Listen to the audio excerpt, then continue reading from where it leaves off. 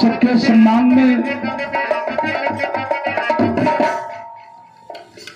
माननीय हमारे सम्मानित नेता बगल के मंच के कार्यक्रम का उद्घाटन किए जिला पंचायत सदस्य आदरणीय श्री सत्येंद्र यादव जी 2000 रुपया दे करके कमेटी में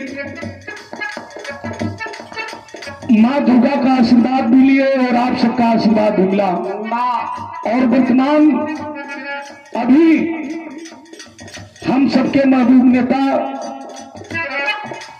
ग्राम प्रधान और जिला पंचायत सदस्य परम आदरणीय छबर सिंह जी जो हम लोगों के बीच में मौजूद है, गरीबों का मसीहा, 21 रुपया दे करके और कमेटी को सम्मानित किए और मां दुर्गा जी का आशीर्वाद लिए, आप सबका आशीर्वाद लिए।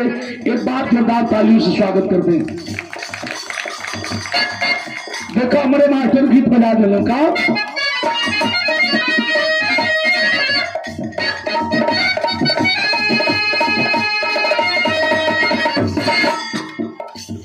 शुरुआते होने से सुनी गीत झारस जब्बार सैया जी तुम्हारी कपार पर तो बारे देखे तू का झड़बा देख हमरे कपार पर बार ना हो लेकिन देश के बड़ा बचत है। लोगन के बाहर रहते हुए भी ऐसा कटिंग कटवावत है इनने से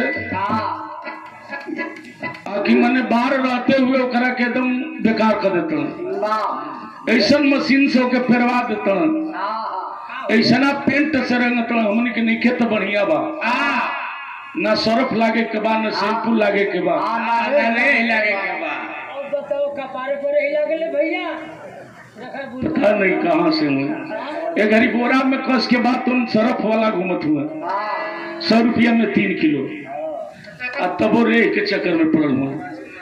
लेकिन हमारे कपार पर बार नहीं है, देश के बड़ा बचत है, ना सर्फ लागे के बा ना शैम्पू लागे के बा, कितना बचत बा। घर में तेल ना रही खाली तनिक सा डिब्बा उगार के अगर ये चांदी पर रखा तो सला सड़क के दम एड़ी पहुंचे तो कितना फायदा बा। लेकिन कम से कम भक्ति भजन है, माई के दरबार बा, तनी माई के दरबार में कुछ निमन भी हो जाए कि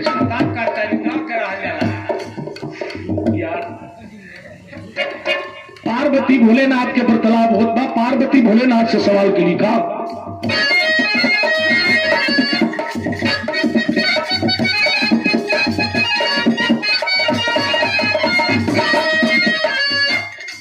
हरे दाही के भाई ले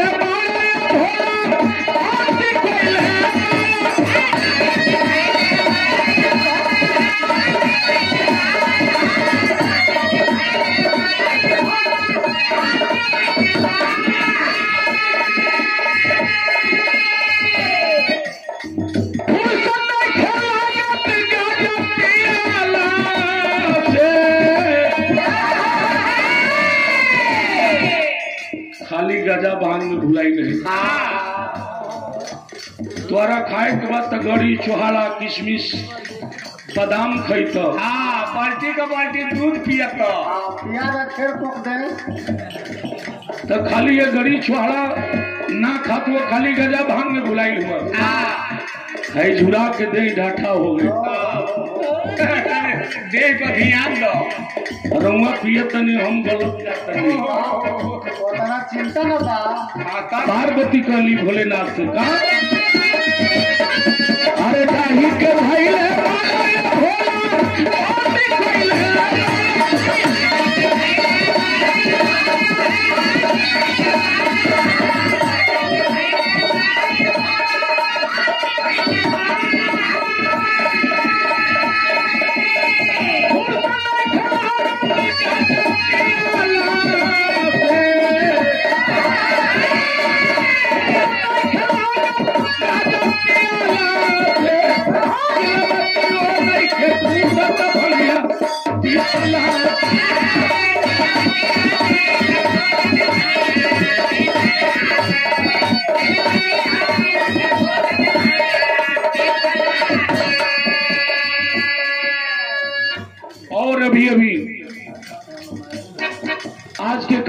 के मुख्य अतिथि माननीय जबर सिंह जी,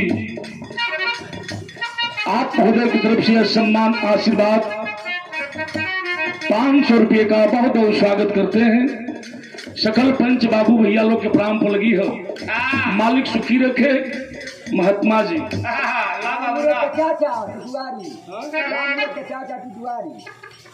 और श्रद्धेय आदरणीय श्री राम मूर्ति जी के चाचा महोदय टुटवारी से पुनः बहुत रुपये का सम्मान बहुत बहुत स्वागत करते हैं। आप सब भाई लोग के प्राण को लगी बा। देखा हमारे मास्टर का सेट बदल दे लगे।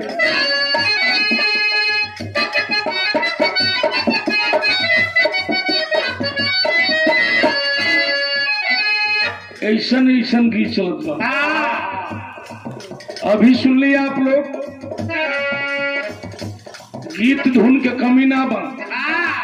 कविया शुरुआत करत हूँ कपारे से। आज अपना टिकुलिया पर गौले रहल की हरियर टिकुलिया लहरदार टिकुली सटले वाली नथुनिया पर आ गिला, नथुनिये पर गोली मारे तो भैया ठोबा मिल जाई आ तबले लगल से लिपस्टिक चाटे। धुन तरहना के कमी ना हो, क्यों दुल्हन उलाहना देत बा। का कहल अरे कोरोना सोच के उलान के पलट के दिल बड़ा दैया तू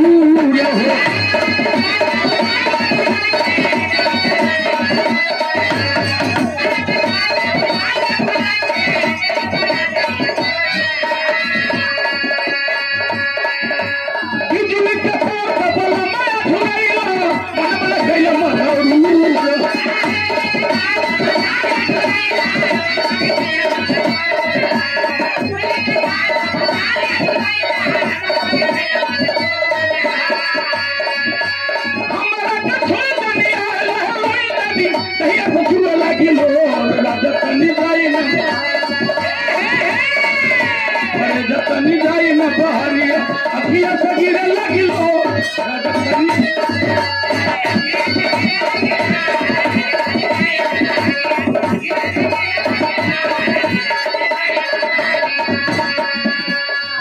ऐसन ऐसन गीत चलत बा।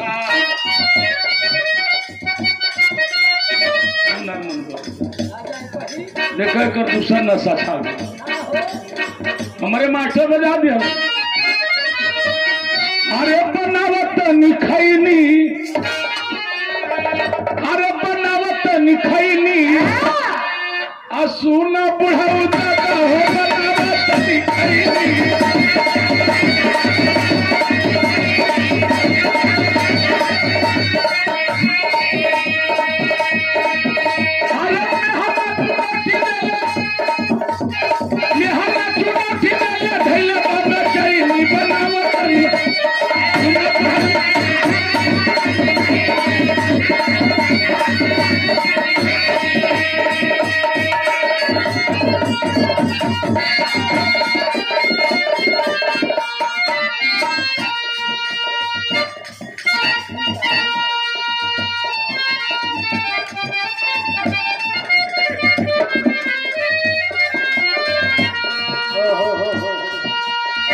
तो चिंता तारा छोड़ा नहीं खे,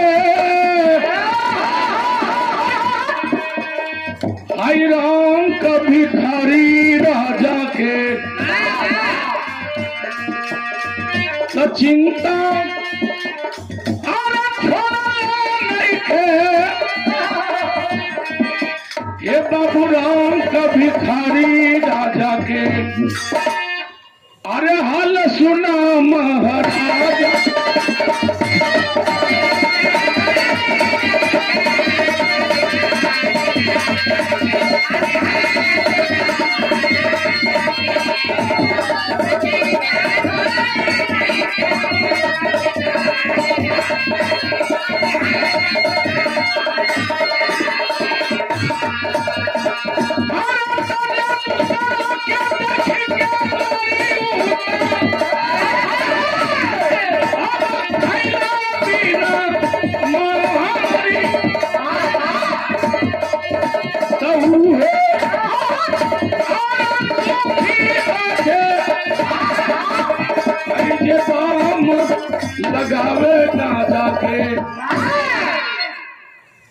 सुखी उहे बा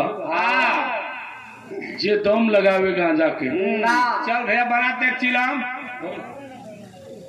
भैया केहू गांजा वाला होई तो हमारा पर नाराज ना होई। राजा गांजा जनी पिय खराब हो जाइब, रजऊ पातर हो गईल, ऐसा ऐसा धूम चल रहा है। तो ये ऐसा नशा है साथी, राजा रंग किसी को नहीं छोड़ा। ऐसे बताओ कि काम अरे तो चिंता अब छोड़ा ले नहीं खे, अरे राम का भिखारी राजा के, अरे हाल सुना राजा के।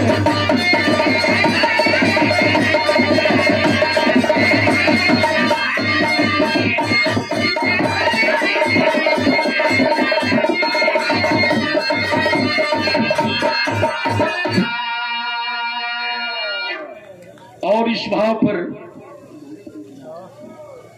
हमारे सम्मानित आदरणीय श्री बुद्धू यादव आप महोदय की तरफ से ये पुनः 50 रुपए का सम्मान बहुत बहुत स्वागत करते हैं।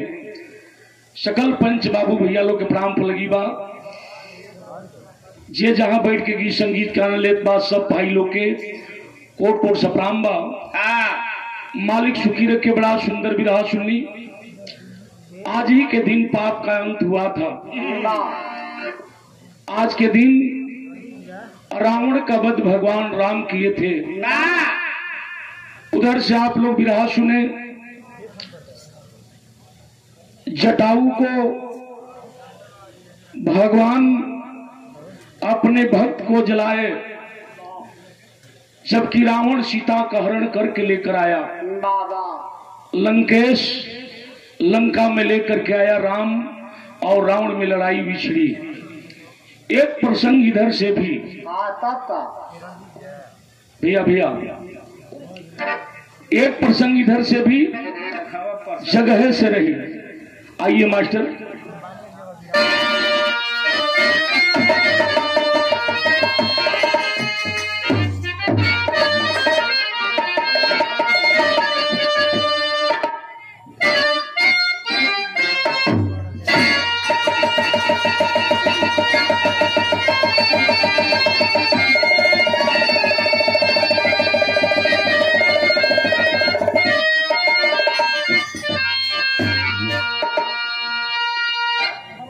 कहना है साथियों, भगवान आज के दिन लंका पर विजय प्राप्त किए, और विजय प्राप्त करने के बाद भगवान लौट करके अयोध्या में आते हैं। आज जब अयोध्या में मिलन तो अयोध्या वासी सब खुशी मनावत बा। 4 लाइन भूमिका है।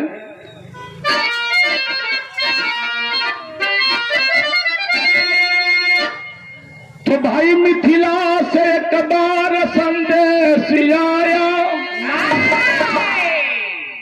सादर श्री राम पधारे यहाँ पर। सब लोग कहने लगे शीघ्र जाए, रघुबर चले संग कपिवर को लेकर। रास्ते में हनुमान सोचने लगे कि अरे मेरी भी नारी वो ससुराल होती, सज धज के मैं भी ससुर देश जाता। कोई आता मजा फिर क्या हाल होती।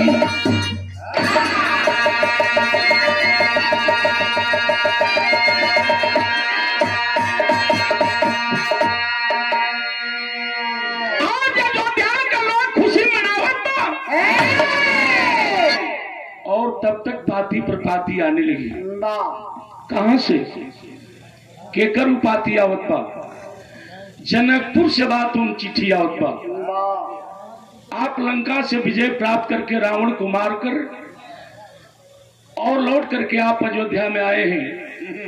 एक बार प्रभु आपके चरण अगर फिर अयोध्या में पड़ जाए तो अयोध्या वासी बात तुम तनी देख लेतन। भगवान का दर्शन हो जाता। भगवान सोचने लगे कि आखिर कैसे जाए, अकेले गई भी ठीक ना बा। सीता जी को बुलाते हैं और बुलाकर समझाते हैं, सीता तू सज धज के तैयार हो जा, कम से कम तुहार बात नैहर हो जाई और हमार बात उन ससुराल हो जाई। दोनों पहले सोच के तैयार भइलन और तबले हनुमान जी बाने तुम गदा ले ले आगे लगे।